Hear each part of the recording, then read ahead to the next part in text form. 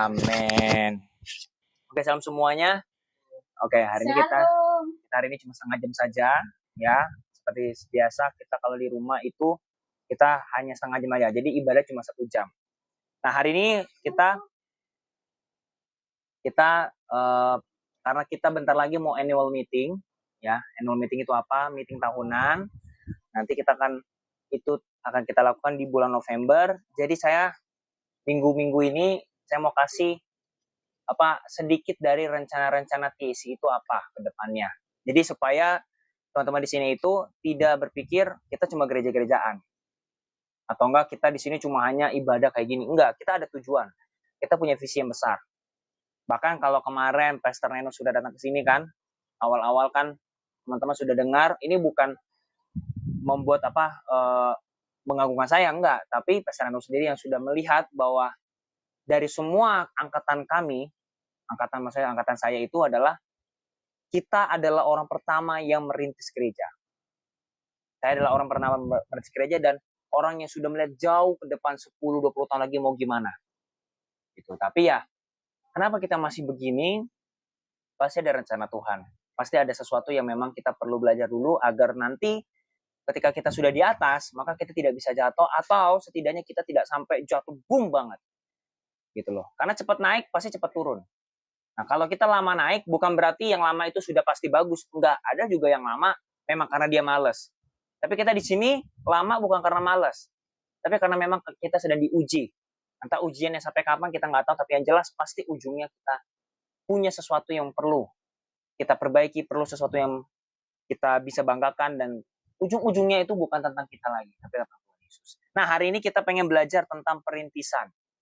Ya, hari ini tentang perintisan supaya teman-teman di sini mengerti perintisan itu untuk apa, dan juga bagaimana cara gereja kita ini berkembang. Atau setidaknya kita belajar dari gereja-gereja lain. Gitu ya. Sebelumnya saya bisa minta kopi saya. Jadi saya haus sebenarnya. Ya, itu. Ya. Terima kasih. Oh, ya. Enaknya dia. Ya udah. Nah, jadi begini. Kita langsung buka dulu saja di Kisah Rasul. Kita buka saja di Kisah Rasul.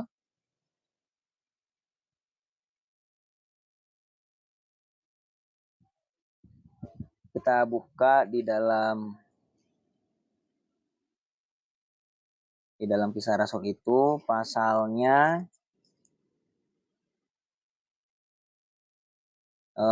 mana ya?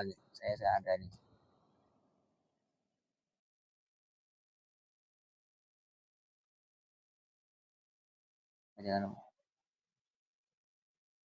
Oke, ini dia. Kita buka di Kisah Rasul 16 ayat yang pertama sampai yang ketiga. Kita bahas 3 ayat ini aja. Ya. Nanti sini ada yang bilang, satu ayat aja dia bisa setengah jam. Lagi 3 ayat, berarti 90 menit. Tidak, kita bahas dengan baik. Kita harus mengenal salah satu karakter Alkitab yang kita semua perlu belajar dari sini juga, setiap kita. Sudah buka? Amin. Nah, oke.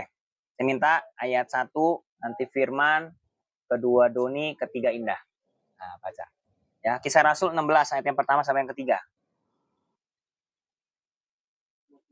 Timotius berserta dengan Paulus datang juga ke Athena dan Perintah seorang murid seorang Yahudi kita menjadi percaya sedangkan ayahnya seorang Yunani. Timotius ini dikenal baik oleh saudara-saudara di Listras dan di Ikonio.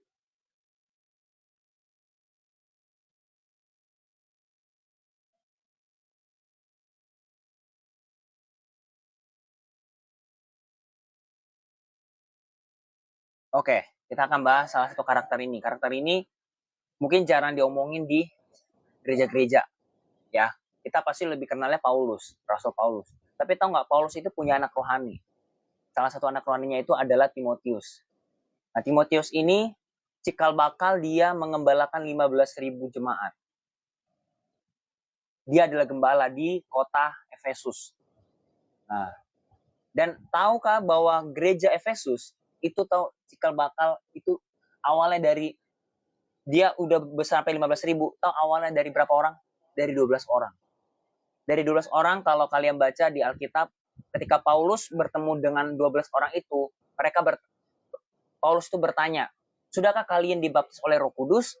12 orang ini mengatakan, kami tidak pernah, bahkan kami baru tahu adanya Roh Kudus. Jadi mereka dibaptis pada saat Yohanes membaptis.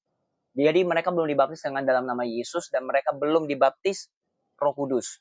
Mereka baru tahu ada Roh Kudus. Akhirnya apa? Singkat cerita, Paulus yang mendoakan mereka dan berapa tahun kemudian jadilah gereja Efesus, salah satu gereja terbesar. 15.000 orang jemaatnya sekali ibadah. Nah, salah satu gembalanya itu adalah Timotius. Tapi kita lihat dulu nih, Paulus datang juga ke Derbe dan ke Listra. Di situ ada seorang murid bernama Timotius. Nah, ini dia. Paulus datang juga ke Derbe dan ke Listra. Paulus itu adalah seorang rasul yang dimana dia itu suka church planting di mana-mana. Begitu juga kayak kita sekarang. Nah, level-level dalam gereja lokal atau kita pengen jadi gereja besar, itu ada level-levelnya guys. Jadi jangan pernah berpikir setiap gereja itu pasti bisa besar. Setiap gereja bisa besar, tapi dalam konteksnya berbeda-beda. Misalnya, ada gereja yang dia bisa besar, tapi nggak bisa kenapa? Pertama, bisa karena dana. Atau kedua, karena dia punya lingkungan itu nggak mendukung. Misalnya karena orang yang tidak suka Kristen. Misalnya karena orang itu suka memang manajemennya nggak bagus. Nah, jangan sampai di gereja kita tidak bertumbuh atau kita tidak berkembang hanya karena satu, hanya karena duit. Kedua, hanya karena kita malas-malasan. Jangan sampai seperti itu. Karena gereja itu jangan sampai kita punya pikiran, oh yang penting gue ke gereja, yang penting gue ibadah. Nggak bisa. Gereja itu harus memenangkan jiwa. Sekalipun nanti gereja kita nanti udah jadi 100 orang, 200 orang, bahkan sampai ribuan orang, kita tetap harus memenangkan jiwa. Kita harus memenangkan jiwa. Dan itu dimulai dari mana? Kelompok kecil. Yang di sini disebut dengan sense group. Disebut dengan komsel.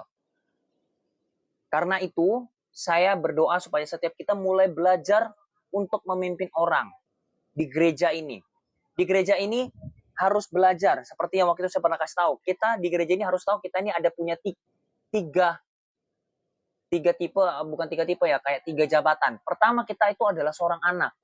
Kita harus tahu di gereja itu kita anaknya Tuhan. Kedua, jangan jadi anak doang.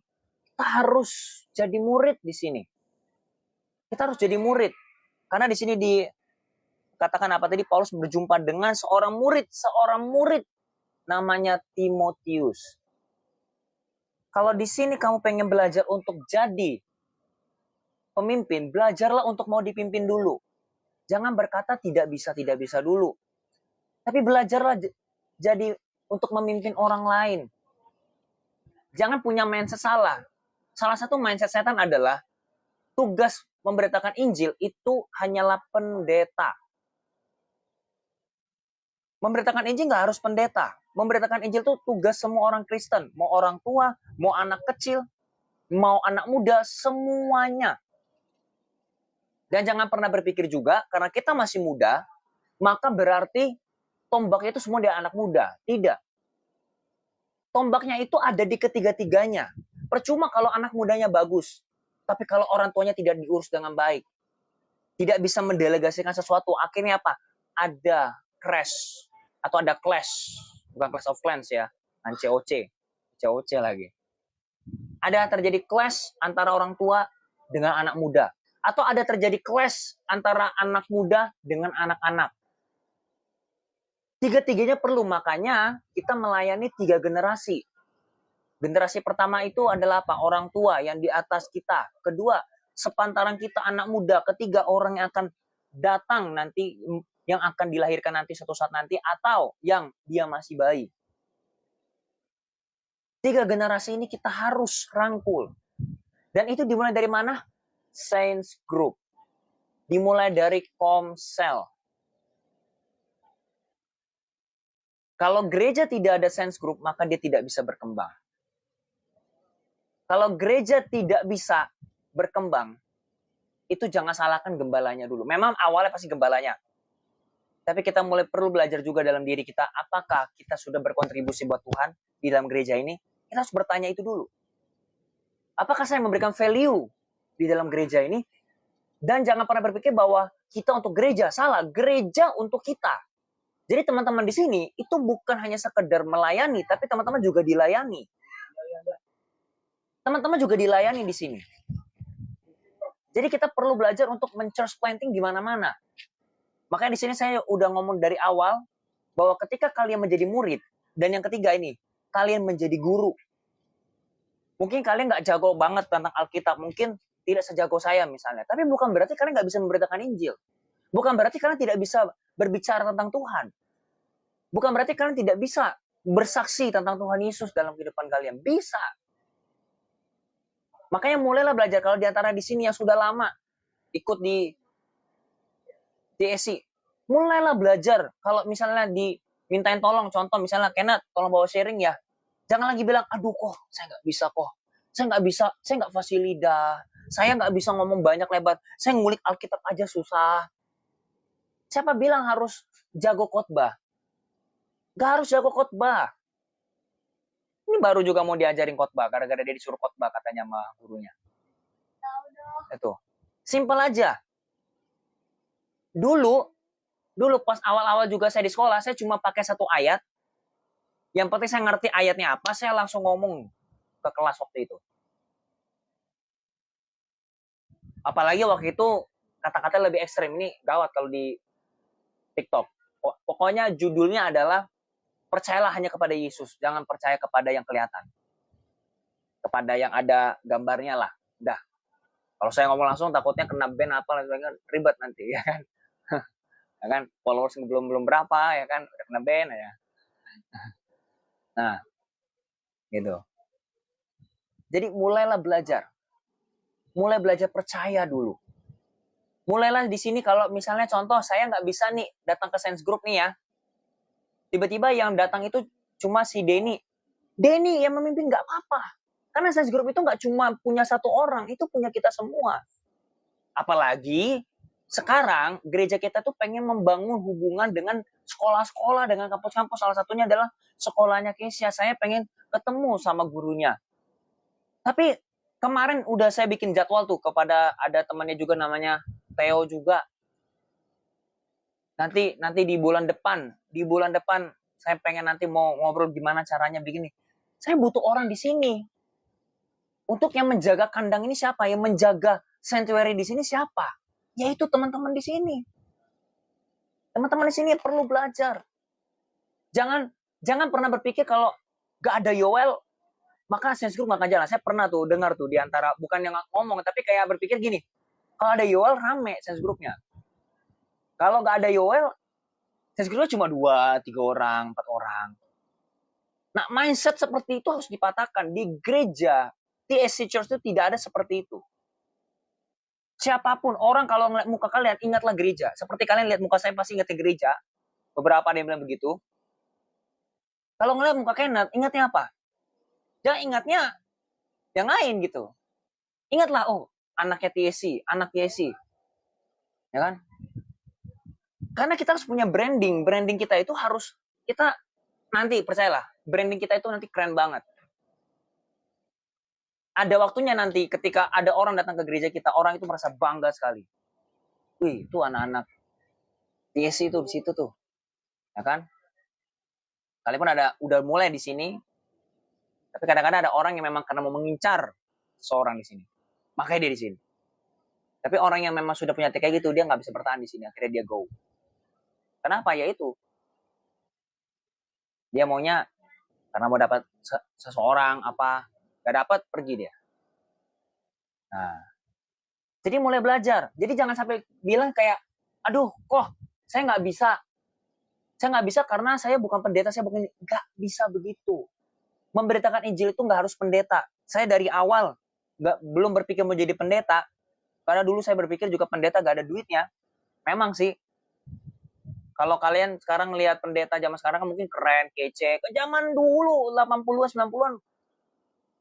Makanya sampai ada statement orang kalau mau nikah sama pendeta pasti bilang begini, "Lu mau makan apa sama pendeta?"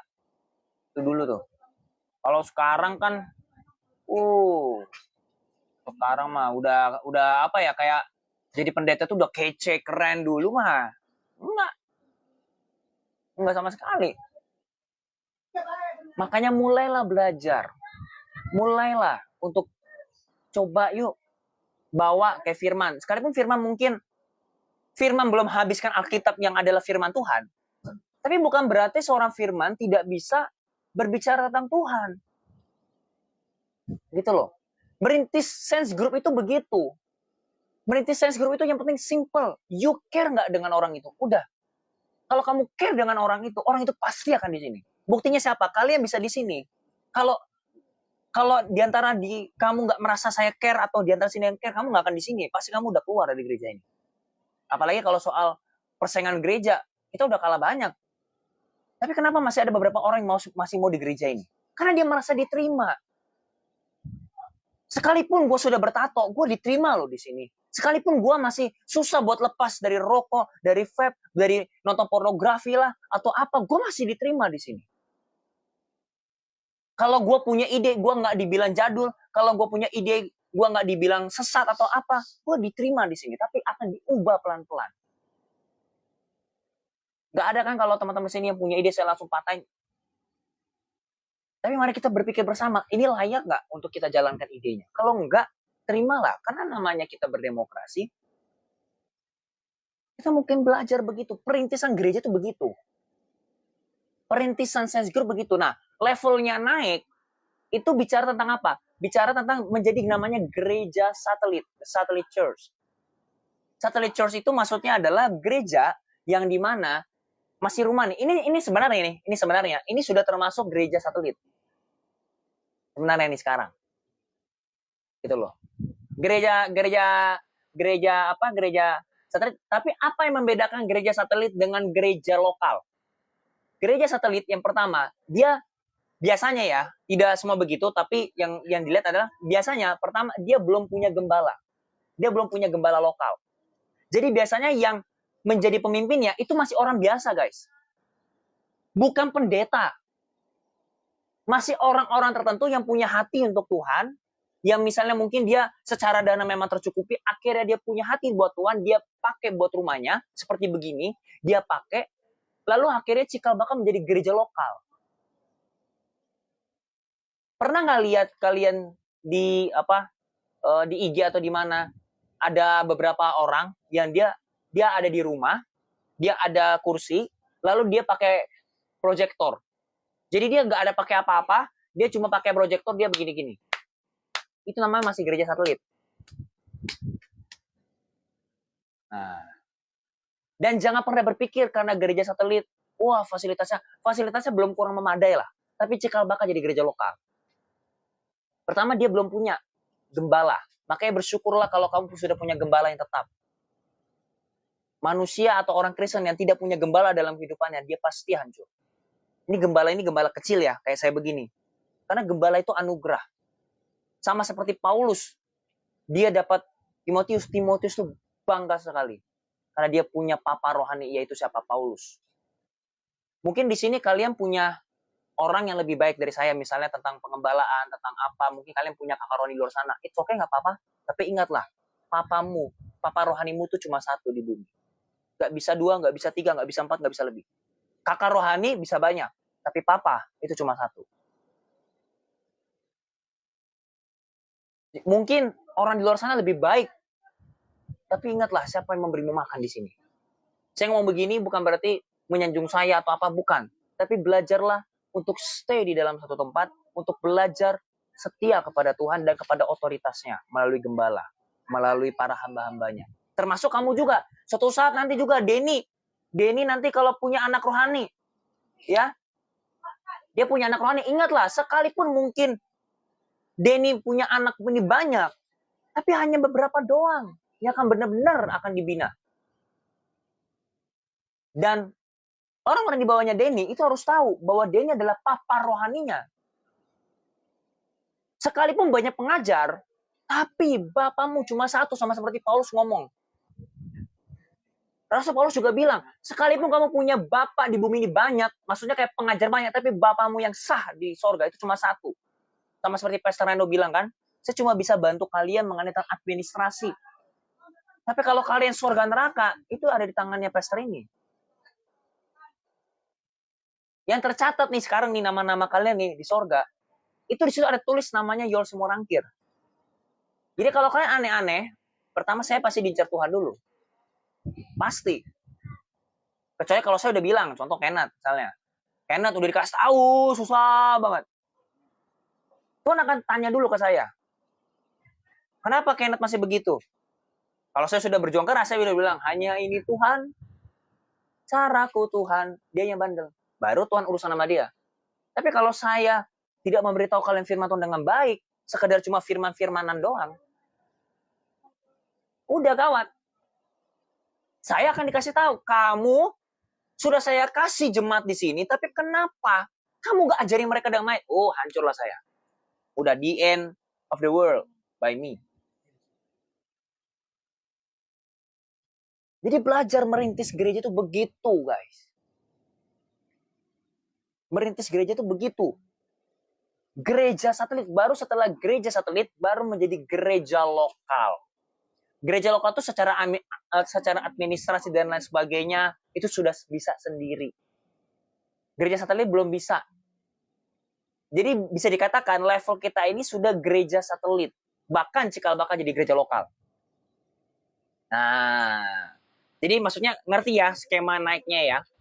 Tapi kalau secara Roh Kudus bekerja itu udah lain cerita. Kita harus cari jiwa. Kita harus cari jiwa. Makanya sini kita punya standar. Standar kita semua harus jadi pengajar di sini. Bukan berarti semua harus jadi pendeta. Enggak. Jangan pernah ditipu sama setan. Itu adalah tipuan setan. Nanti kalau lu memberikan Injil, lu akan jadi pendeta lu. Lu bakal jadi ini. No. Jadi pendeta itu adalah pilihan Tuhan. Bukan aku yang memilih kamu. Bukan kamu yang memilih aku, tapi aku yang memilih kamu. Jadi pendeta itu pilihan. Orang mau sekaya apapun, kalau Tuhan nggak pilih dia nggak bisa jadi pendeta, dia nggak bisa bangun gereja. Jadi jangan pernah berpikir kalau bangun gereja itu berdasarkan uang atau money. No. Karena tugas sebagai gembala seperti ini, itu udah banyak. Harus bisa jadi CEO, harus bisa jadi manajer, karena memanage, bagaimana cara memanage tim dengan baik. Kita juga menjadi CFO. Kita harus menjadi penulis juga. Saya kan juga bantu kalian buat kayak menulis petunjuk bagaimana mau bikin buku. Nanti juga kita akan belajar juga nanti sama tim Present Worship di sini untuk bikin album. Jadi penulis juga. Terus juga harus jadi konten kreator. Jadi kalau dibandingkan semua, gereja ini kurang banget SDM-nya. Sehingga makanya saya butuh teman-teman semua di sini. Makanya belajar. Apalagi mengajar. Please, belajarlah untuk mengajar. Jadi kalau contoh misalnya saya nggak bisa nih, ya dulu jujur aja dulu saya suka nggak bilang-bilang kan kalau di grup kalau saya nggak datang, karena saya takutnya begitu dikira gak ada Yoel. Please sekarang ada Yoel atau enggak, selama ada Yesus, you harus datang, konsisten, komitmen. Karena apa? Kalau saya nggak datang, itu bukan saya malas, tapi saya lagi ngurus yang lain. Saya harus bikin jembatan. Saya harus bikin jembatan buat teman-teman semua. Saya masuk ke sekolah-sekolah, ke kampus-kampus, apalagi kan beberapa di sini juga ada yang kerja juga kan. Gak mungkin saya akan ajak kalian terus. Capek kalian pasti, percayalah. Mungkin belum sampai muntah darah, tapi minimal kalian pasti pusing. Ya sekian udah ini kan pas kita kemarin datang ke sana ke Serpong sampai jam 12 malam kita. Nyampe sini jam 12 malam, jam setengah 1 pagi. Jam 1 besok kita kerja lagi. Malamnya kita masih nguli lagi. Mungkin nyalain udah. Habis pulang, mungkin dari beberapa di sini habis pulang kerja mungkin atau pulang sekolah udah bisa tidur atau mungkin kerjaan PR dan sebagainya udah, itu masih lanjut terus. Belum lagi mau ngurus pernikahan, belum lagi nanti mau cari apartemen tinggal di mana. Itu udah rangkul semua. Main game pun udah nggak bisa sempat, paling ya main ML doang. Itu pun makanya saya lebih suka main di PC kan. Main PC pun juga sekali-sekali kemarin. Karena udah pengen banget nih. Udah nggak bisa kayak dulu. Dan ini nggak cuma saya, kalian pun juga sebenarnya begitu. Tapi nanti kita akan menikmati hasilnya. 5 tahun lagi gereja jadi apa? Kalian akan menikmati hasilnya. Ini bukan hasil soal duitnya atau soal apanya, tapi kalian bisa merasakan sukacita sorga itu seperti apa, dan kalian bisa melihat ketika ada orang menerima Yesus sebagai Tuhan. Gila. Gereja kita ini visinya besar loh, tapi please teman-teman semua di sini, saya minta teman-teman juga punya kontribusi yang nggak harus seperti saya, tapi minimal kalau kamu dibutuhkan, kamu setialah di situ. Setialah. Mungkin di sini ada yang bertanya, gereja ini mau kemana? Saya udah kasih tahu, saya sudah utarakan. Tapi please ketika kamu sudah bertanya, ayolah, berperanglah bersama-sama di sini. Jangan cuma hanya di tempat, di barakmu atau di markas doang. Ayo kita turun bareng-bareng. Jangan kaget nanti, ini saya kasih tahu nih sekarang juga, tahun depan kalau kita sudah masuk sekolah, kita nggak bisa nih hari Sabtu, misalnya cuma sense group doang.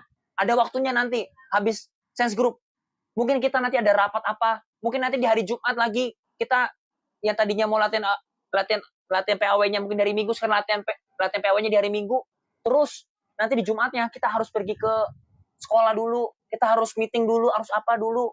Jangan kaget nanti juga di sini kalau anak-anak PAW nanti kalau sudah ada guru, saya press nanti kalian. Bukan supaya jahat, bukan supaya apa, tapi kalian, kita kan mau bikin album, kita harus bikin. Kita harus all out. Jangan kaget juga nanti yang tim sosmednya nanti kalau tiba-tiba harus megang dua akun, satu akun Yossi Monake, satu TSC, belum lagi nanti akan ada bikin iklan lah, bikin ini, bikin itulah. Jangan kaget, karena apa? Gereja ini mau serius ngurusin orang. Kita serius menangani jemaat. Kita serius menangani setiap masa depanmu di sini. Dan bukan cuma masa depanmu, masa depan kota ini juga. Tapi nggak bisa hanya satu gembala. Nggak bisa cuma hanya satu, mati. Sekarang level saya itu adalah level di mana saya lebih banyak berpikir daripada bergeraknya. Bukan karena mau leha-leha, mungkin ada beberapa yang mikir kayak, gembala apa? Gembala mah cuma bisa, yang enak nih khotbah nih. Kayak tadi Rael bilang, katanya, mana nih pendeta utamanya nih? Masalahnya gak ada yang jemput. Makanya saya harus jemput. Ya sekarang kan lagi ngurus bantu bawa. Makanya saya jemput orang. Ya kan? Itu kita perlu begitu guys. Perlu begitu. Makanya di sini jangan lagi berpikir kayak harus butuh apa. Kayak contoh, Kenneth mungkin present worship. Tapi kalau misalnya contoh nih, ada temannya dari Doni mau datang. Dan Kenneth bisa untuk jemputlah dulu. Gak apa-apa. Kecuali kalau misalnya temannya cewek, ya daripada ribut nanti gara-gara Feli, ya udah jangan dulu. Ya kan? Iya dong, ya kan? Daripada repot. Ya kan? Firman juga, mungkin Firman gak fasih untuk ngomong khotbah begini. Tapi gak ada masalah kalau tiba-tiba contoh, ada teman di sini cowok, diajakin ngobrol apa, gimana, namanya siapa, gimana, siapa namanya, di mana rumahnya. Oh yang punya bumi lah.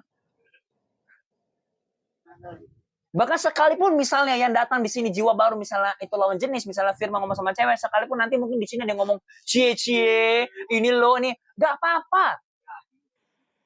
Gak apa-apa, kenapa? Pertama ingatlah, saya layani untuk Tuhan.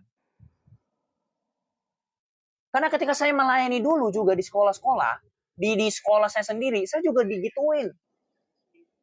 Dibilangnya saya mau deket cewek, dibilangnya, iya kan, wehehe, dibilang mau di apa, mau dapetin si A lah, si B lah, si C lah.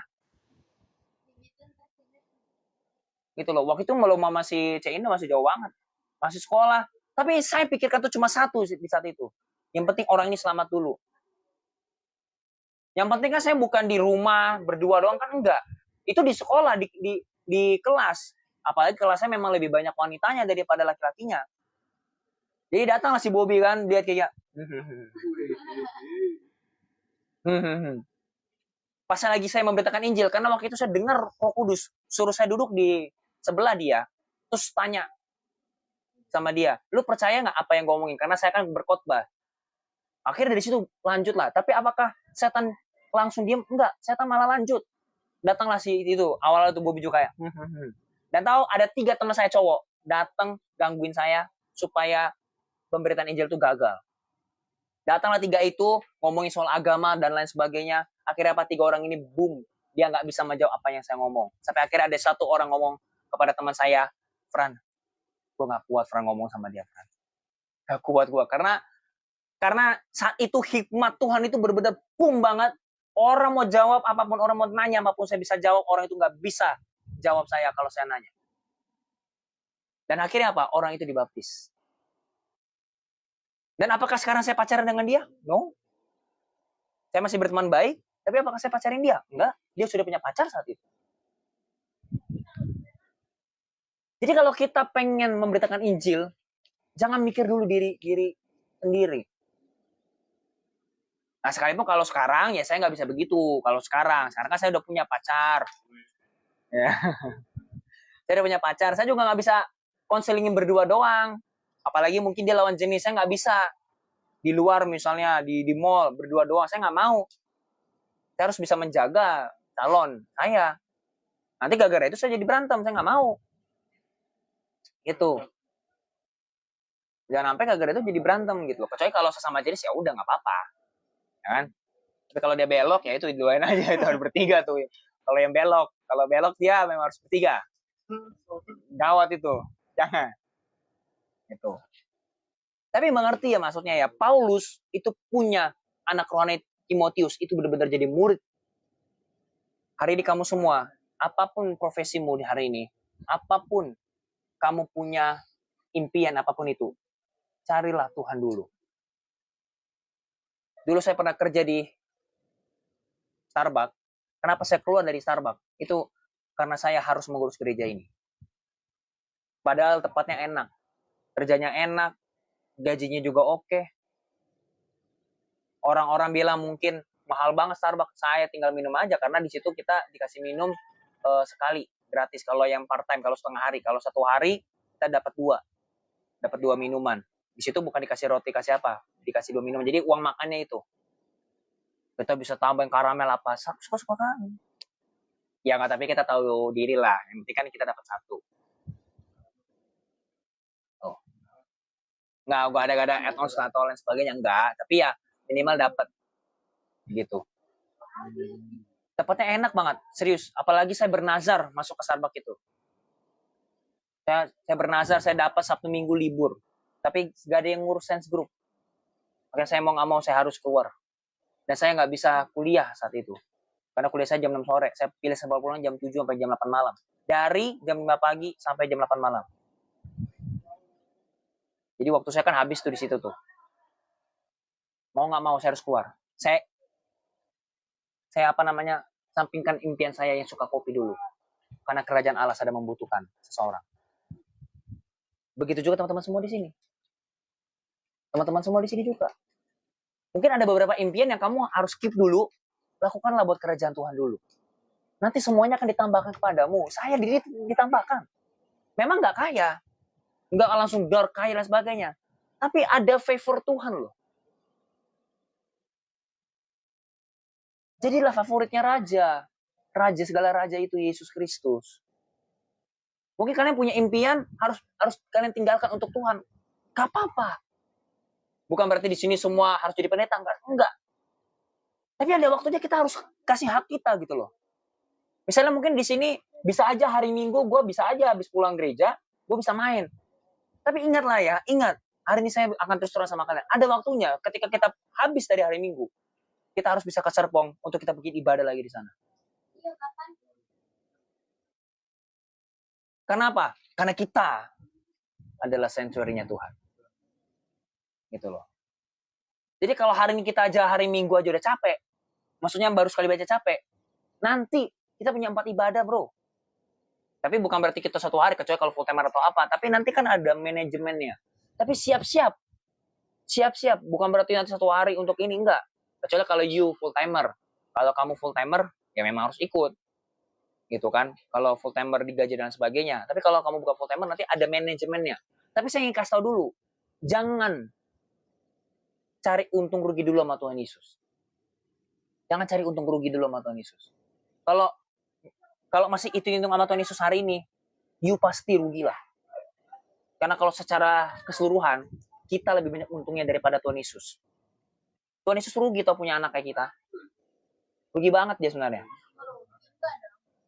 Rugi banget. Pemalas. Kita ini apa? Masih banyak kedagingan. Pemalas. Disuruh memberitakan Injil susah. Baca Alkitab 2 pasal aja susah. Belum lagi emosi kita suka main-main. Belum lagi, ya jangan kan itu bangun tidur. Harusnya aku terus mandi. Ini bangun tidur aku terus HP. Berantem dulu sama bapak mama. Berantem dulu sama ini itu. Apa nggak menyakiti hati Tuhan itu? Apa nggak menyakiti hati Tuhan itu? Rugi Tuhan Yesus punya anak kita. Tapi kenapa dia masih mau? Karena dia sayang sama kita. Udah, sesimpel itu loh. Kalau Tuhan nggak sayang, udah mati kita semua ini. Berkiamat kita semua. Nah, jadi mulailah. Jadi singkatnya adalah, saya kasih kesimpulan, apa yang saya bicarakan ini adalah, yang pertama adalah, jangan tawar-menawar soal jiwa-jiwa. Jangan tawar-menawar. Maksudnya begini, kalau hari ini di antara kamu di sini ada yang mau datang ke gereja kita atau ke Sense Group, butuh bayar hargalah. Kalau dia misalnya ada di contoh, dia ada di Tanjung Duren, dia datang ke sini, ngomong aja ke saya, kok saya nggak ada motor, nggak ada ini, gimana caranya kok supaya nanti dia bisa datang? Ayo datang. Kalau perlu kita bayarin Grabnya. Kita bayarin, kita kan ada dana ya di gereja nih, ada kas. Salah satunya adalah kita bantu orang loh. Bantu orang. Terus nanti kalau misalnya kita masuk lagi ke kampus, contoh mungkin Kenneth udah capek banget. Aduh kok saya sudah capek banget dengan ini. Tapi ada waktunya sekali-sekali kita berkorban. Kita berkorban gimana caranya? Gak apa-apa, gue capek kerja, gue akan lakukan lagi buat Tuhan. Jadi balance gitu loh. Balance. Yang penting ada salah satu buah roh, yaitu penguasaan diri. Saya ngomong begini juga nggak langsung yes man semua pelayanan saya yes man. Enggak, ada beberapa saya keep dulu. Saya no dulu. Karena ada prioritas. Makanya saya butuh tim di sini. Puji Tuhannya saya udah punya tim, ya kan? Tim sosmednya Doni sama Yeskiel. Ya kan? Si Indah yang ngurus jadwal saya. Sekretaris pribadi lah bisa dibilang kan, bantu. Dan juga finance. Denny yang ngurus PAW-nya, ngajarin. Ya kan? Keamanannya Firman. Ya macam-macam nanti dikeroyok sama dia kan. Nah, kalau dituin Firman bukan dituin 1 orang, dituin 5 orang udah buah. Ya, terus 1 orang Firman sama dengan 5 orang. Enggak lah. Nah. Itu kan artinya apa? Berarti kan betapa value-nya besar banget Firman. Gitu loh. Firman kalau soal games dia juga bagus. Nah, bisakah kita semua mengupgrade diri lagi selain dari itu? Ayo dong. Ayo dong. Karena saya pun juga mengupgrade diri juga. Nah, ini saya juga kasih tahu ya, kalau bagi kalian pengen jadi pembisnis, ingat satu hal ini. Kalian jangan bekerja cuma dari tektokan atau dari TikToknya jam kerja. Pembisnis atau kalau kalian pengen belajar buka bisnis itu apa? Kalian hidup dari apa? Dari penggalian potensi kalian, bukan dari tektokan kerja. Beda. Dari jam kerja, dari jam 9 sampai jam 5. Nah, itu kan biasa kan orang mikirnya kan, gua kerja dari jam 9 sampai jam 5. Udah. Nah, terlepas dari itu dia nggak ini. Tapi kalau seorang entrepreneur, dia itu bekerja melalui potensi. Dia terus gali. Dia nggak ada waktu. Justru dia yang harus menciptakan waktu. Orang lain bisa tidur, karyawan bisa tidur, dia mungkin nggak bisa tidur. Dulu saya punya tempat kerja juga di perusahaan, dia 11:30 masih ngechat. Bos saya. Masih ngechat. Saya harus balas. Karena kan saya yang ngurus juga. 11:30 malam. Karena proyek lagi banyak tuh. Makanya kami dapat bonus juga tuh. Tiba-tiba masuk aja rekening kayak, bisa apa nih? Kan saya juga megang kas juga ya. Makanya saya tanya ke HRD-nya waktu itu. Oh, itu bonus dari bos. Itu. Kan dulu udah lama banget. Nah, galilah dari potensi. Kita bekerja melalui potensi. Apalagi di sini kalau mau buka bisnis ya, ingat satu hal. You bekerja bukan karena dari TikTok, bukan dari jam. Tapi dari potensimu. Karena apa? Kalau kamu tidak menggali potensimu, berarti orang di bawahmu akan begitu-gitu aja. Demikian juga gereja. Demikian juga gereja. Kalau saya nggak gali potensi saya, kalian akan gini-gini aja, percayalah. Justru, kalau saya nggak gali potensi saya lagi, kalian akan gini-gini aja. Makanya saya harus gali potensi terus. Saya harus gali potensi. Kalau saya udah dapat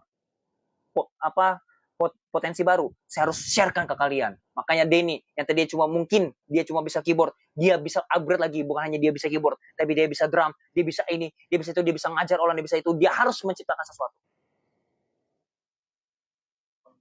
Itulah kenapa saya tidak takut kehilangan orang di sini. Bukan berarti saya, kalau orang mau pergi, go aja, enggak. Tapi kalaupun misalnya ada orang yang menipu gereja kita, atau ada yang mencuri domba di sini, sedih pasti ada. Tapi saya nggak mau selalu berlarut di sedih itu. Saya ciptakan lagi yang baru. Kalau di sini WL sudah pergi, kita harus ciptakan WL yang baru. Kalau di sini pemain musiknya sudah pergi, kita ciptakan pemain musik yang baru. Kalau di sini pengkhotbahnya sudah pergi, bikin pengkhotbah yang baru, bikin revivalist yang baru. Kalau gembalanya pergi, tidak mungkin. Saya akan tetap di sini. Saya tetap di sini. Palingnya saya pergi kalau harus memberitakan Injil atau harus buka jalan lagi. Itu. Nah, penggalian potensi itu begitu. Di sini saya coba tanya, ada nggak di sini punya mungkin kenalan soal gereja di sana? Belum tentu loh di Tangerang. Makanya saya buka jalan. Saya buka jalan, mungkin di situ ada nanti beberapa. Kayak misalnya Kenneth kan udah ada teman-teman di Serpong. Mungkin bisa bilang, oh kok ini ada teman saya mau ke gereja, bingung, ini. Langsung di situ. Langsung kita layani. Makanya puji Tuhan lah Kenneth ada link di Serpong kan. Gitu. Puji Tuhan sekarang ada link di Serpong. Makanya nanti, apalagi kalau dia kan udah ketemunya kan, Kenneth kan udah ketemunya artis, influencer dan sebagainya kan. Gitu. Tapi itu juga karena kerja. Kita jangan terlalu mikir karena artis kerja besar. Enggak. Mau artis, influencer apapun juga disintap sama. Gitu loh. Karena apa? Semua itu adalah domba-dombanya Tuhan. Gitu. Ya, men. Ya. Kita langsung berdoa saja. Bapak terima kasih buat hari ini. Ya Bapak, kami punya hati untuk membangun jiwa-jiwa, untuk membuat setiap orang-orang yang masuk ke dalam gereja ini bukan menjadi orang yang lama, tapi orang yang baru, orang yang mau mengupgrade diri, orang yang terkhususnya ingin sekali untuk dekat kepadamu, dan juga ingin menggali potensi yang ada ya Bapak. Berdoa ya Bapak, biarlah jemaat MUTS ini ya Bapak, mereka punya hati untuk menggali terus potensi mereka, untuk menggali terus apa yang memang Tuhan mau gali dalam kehidupan mereka, baik itu potensi, baik itu mungkin cara pikiran mereka, mindset mereka, Tuhan tolong dalam nama Yesus. Dan biarlah kami juga ya Bapak, selagi kami mengupgrade diri, biarlah Tuhan mengirimkan jiwa-jiwa, Tuhan juga yang mengizinkan kami untuk mendapatkan tempat yang permanen, yang baru, bahkan yang terutama adalah Engkau ucapkan dana kami ya Tuhan Yesus. Biarlah supaya jangan sampai karena dana ya Bapak kami terhalangi dalam hal ibadah, dalam hal untuk menyenangkan-Mu terkhususnya, agar jemaat bisa nyaman di sini Tuhan Yesus. Hamba-Mu bersyukur karena punya jemaat yang luar biasa. Hamba-Mu bersyukur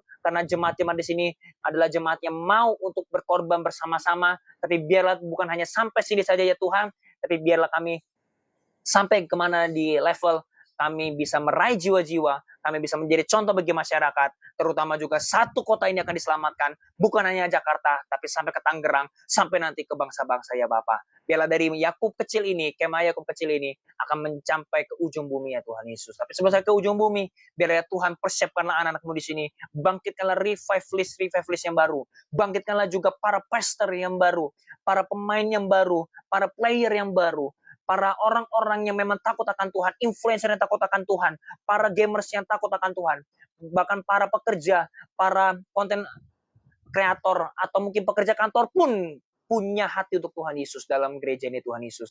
Agar kami bukan hanya sekedar hidup biasa-biasa saja, hanya sekedar kami punya anak, kami hanya sekedar menikah, lalu habis itu kami dipanggil pulang, tapi kami mau punya bikin sejarah dalam kehidupan kami. Karena di sorga sudah tidak ada lagi yang namanya kami perjuangan untuk memberitakan Injil. Jadi kami mau mati-matian sampai nanti Tuhan akan memanggil kami semua ya Bapak. Terima kasih Tuhan Yesus. Biarlah ya Tuhan juga aku yang memberkati jemaat ini juga dalam pekerjaannya. Apalagi terutama bagi mereka yang sudah melayani-Mu pada hari ini. Tuhan tolong berkati hidupnya mereka, bahkan Kau juga berikan mereka pengaruh di setiap aspek kehidupan mereka. Terutama ya Bapak, mereka juga punya roh takut akan Engkau, agar setiap mereka, sekalipun nanti Tuhan akan memberkati mereka, Tuhan akan menaikkan mereka, mereka tidak lupa kepadamu ya Tuhan Yesus. Kami juga ingin memberikan persembahan, biarlah persembahan kami ini juga memuliakan namamu, dan kami pun akan belajar untuk selalu belajar memberi, baik itu perpuluhan, menabur, atau apapun itu untuk kemuliaan namamu ya Bapa. Terima kasih Tuhan Yesus buat hari ini. Angkat tanganmu semua dan terimalah berkat dari Allah Bapa, cinta kasih dari Tuhan kita Yesus Kristus, persekutuan daripada Allah Kudus, menyertai kamu semua dari sekarang sampai selama-lamanya. Terimalah urapannya, berkati dengan iman, di dalam nama Yesus Kristus kami sudah berdoa dan mengucap syukur. Haleluya. Amin.